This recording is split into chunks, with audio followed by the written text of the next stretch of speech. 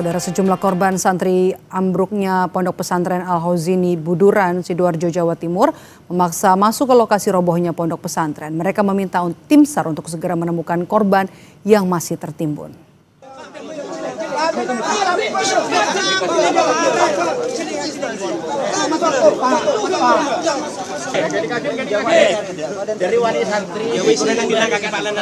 Cekcok sempat terjadi antara keluarga santri dan polisi yang menjaga lokasi robohnya Pondok Pesantren Al-Hozini Buduran. Area bangunan yang roboh memang sudah dipasangi garis polisi sehingga tidak semua orang bisa masuk.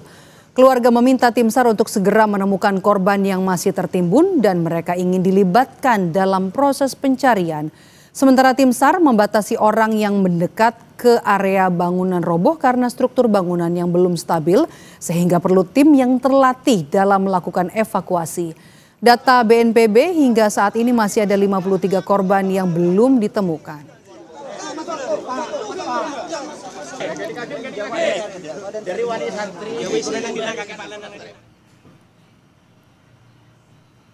Sementara itu hari ini tim SAR berhasil mengevakuasi 5 lagi korban meninggal yang tertimbun di Pondok Pesantren Al-Hozini Buduran yang ambruk.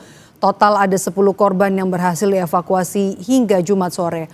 Ambulans yang bersiaga langsung mengevakuasi korban meninggal yang ditemukan oleh tim SAR Jumat siang.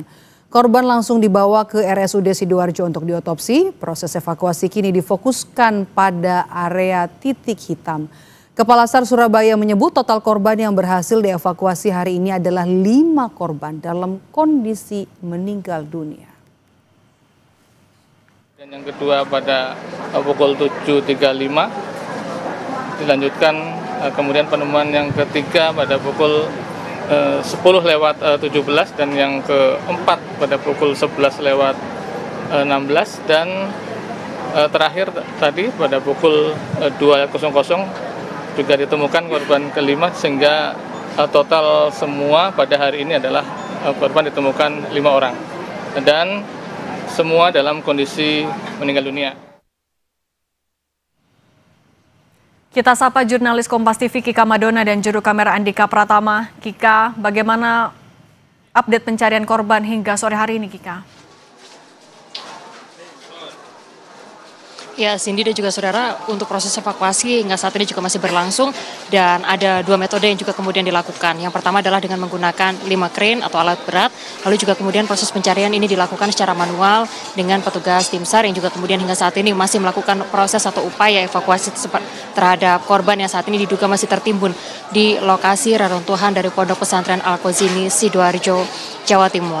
Tadi sempat terjadi cekcok seperti itu antara anggota keluarga yang meminta kepastian terkait kapan korban anggota keluarga mereka ini bisa segera dievakuasi seperti itu. Bahkan beberapa dari wali murid ini juga kemudian tadi meminta agar dilibatkan seperti itu untuk kemudian dalam proses evakuasi yang saat ini sedang berlangsung. Namun untuk peristiwa ini atau hal ini kemudian tadi itu sudah dijembatani seperti itu dari pihak Basarnas, lalu juga dari ahli konstruksi di ITS Surabaya yang juga kemudian menyatakan bahwa memang ada beberapa faktor kehati-hatian seperti itu yang dilakukan oleh tim SAR yang hingga saat ini masih terus melakukan proses evakuasi. Dikarenakan masih ada korban yang harus dilakukan untuk proses evakuasi seperti itu sehingga faktor kehati-hatian inilah yang menjadi poin utama dari proses evakuasi yang sedang berlangsung.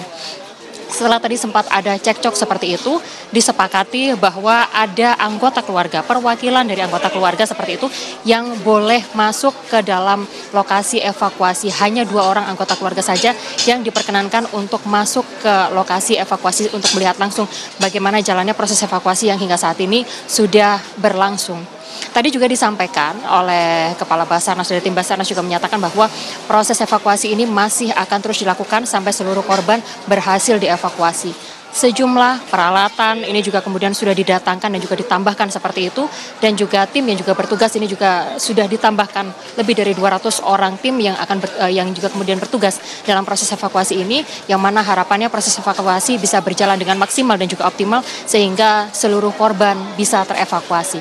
Demikian Cindy. Jurnalis Kompas TV Kika Madona dan Andika Pratama, terima kasih. Tetap jaga kesehatan, selalu berhati-hati.